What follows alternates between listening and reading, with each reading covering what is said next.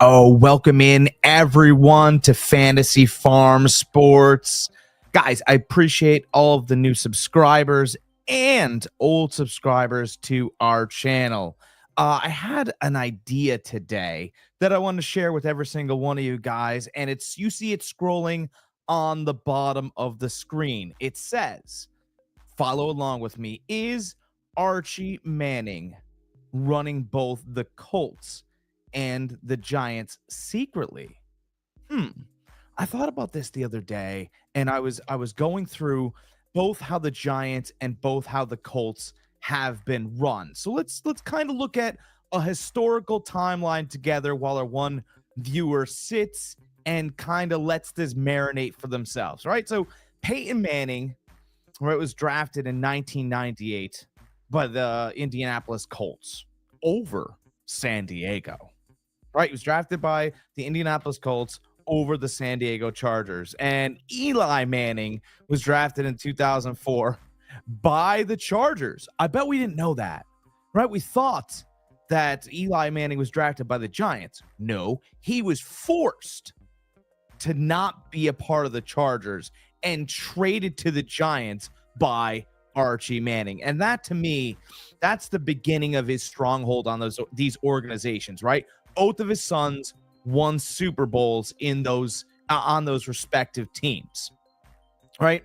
We understand what, the Peyton Manning to Andrew Luck, right? After Peyton Manning was done winning Super Bowls, Andrew Luck, the torch seemed easy, right? Because Oliver Luck, he was the backup quarterback for Archie Manning on the Houston Oilers in the 80s. If you didn't know that, you got some new information. Unfortunately, Andrew had to retire early due to health issues. He had spleen issues, he had rib issues, and he just couldn't continue. But Archie set up that situation, right? It went from Peyton Manning getting drafted in Indianapolis. Then he set up Andrew Luck, and then Indianapolis kind of went their own way because Andrew Luck had to retire earlier, right? So right there, his voice, Archie's voice, is no longer in Indianapolis, but he still has a voice in New York. Let's investigate, if you will, with me, the Archie Manning voice in New York, right? Archie Manning created the Manning Passing Academy, not his sons, but for his sons, right? David Cutcliffe was the passing coach for both Eli and Peyton Manning. Daniel Jones went to the passing academy. Daniel Jones became friends with, I believe, Archie Manning, Eli Manning, and Peyton Manning at the academy, right? That's the connection, right? That's how Daniel Jones found his way to New York, right? After Eli Manning was done, right? The conversations have been had, the lines have been set up. We're going to move on from Eli to his buddy Daniel Jones. We know the Joneses, right? We hang out with the Joneses, right? The Mannings and the Joneses are connected.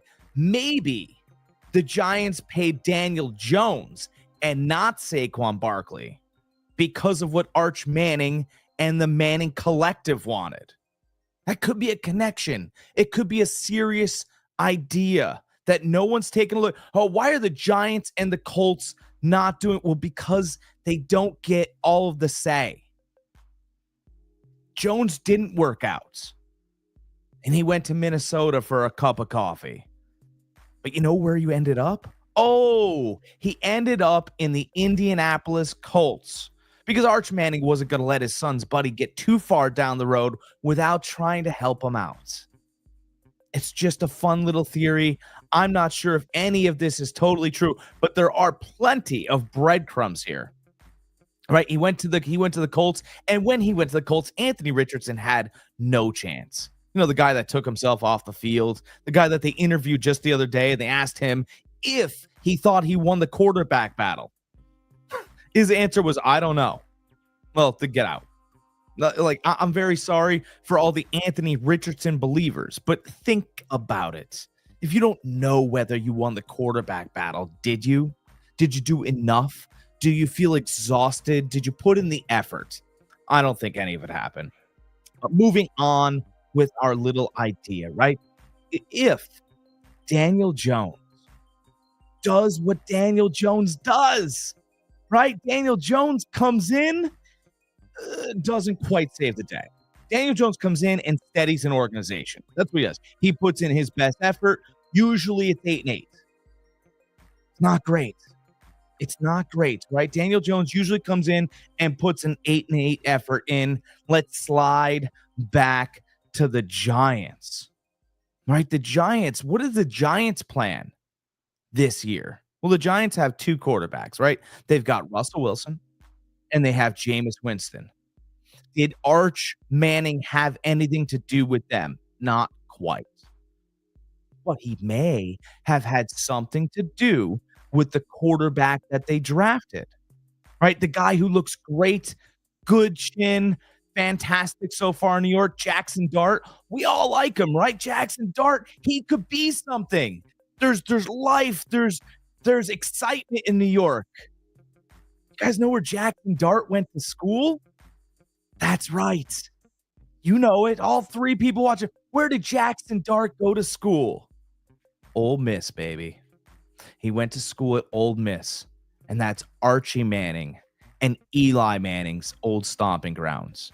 If Daniel Jones wasn't to work in New York, then we're going to take another stab at getting someone that has talent from our alma mater in a Giants uniform. That's how it's going to come full circle for what Arch Manning has been helping build with these organizations. And you wonder what could happen with Indianapolis. I know you do. Well, once Daniel Jones goes 8-8 or 7-9, or maybe there's injuries for which he can't do anything about, Anthony Richardson will be shipped out because someone out there still believes in the young kid, and maybe he can pick himself up, dust himself off, and create another opportunity. I know Arizona is begging for a quarterback. I know some people like Kyler Murray, but they shouldn't, right? Anthony Richardson could land anywhere, and it will give Indianapolis just enough draft capital to move all the way up in next year's draft and have Daniel Jones back up Arch Manning. Oh, could it be that Arch Manning, or should I say Archie Manning, gets his grandkid in Indianapolis, and Jackson Dart, an alma mater kid, right? A kid where both him and his son went. He could be rising through the ranks in the Giants organization. Could Archie Manning still have a voice in each organization? I don't know. But I do think it's interesting that the kid went to Ole Miss. And now Daniel Jones is put in a perfect situation as a placeholder.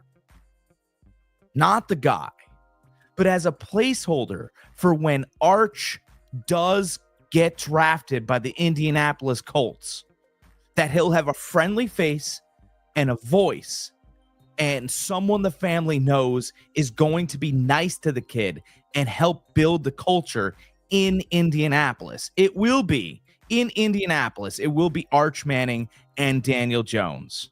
And in the Giants organization, it will be Archie Manning's alma mater, Jackson Dart from Ole Miss. I don't know if he still has a voice, but I do believe it's a little interesting that all of those particulars have happened in those organizations over the past couple of seasons. Do you think Archie Manning's running the Giants and the Colts? I don't know. I kind of do a little bit, but I want you guys to comment, subscribe, and let me know what you think. I believe that Archie Manning's running the Colts and the Giants. Nothing's 100% life. It's great conversation, and that's what we do here at Fantasy Farm Sports. We add to the conversation at the barbershop or wherever you may be listening to us, in your car, with your friends, wherever you're at. I think Archie Manning has a hand in what the Giants and the Colts are doing. You guys let me know. I'll see you next time.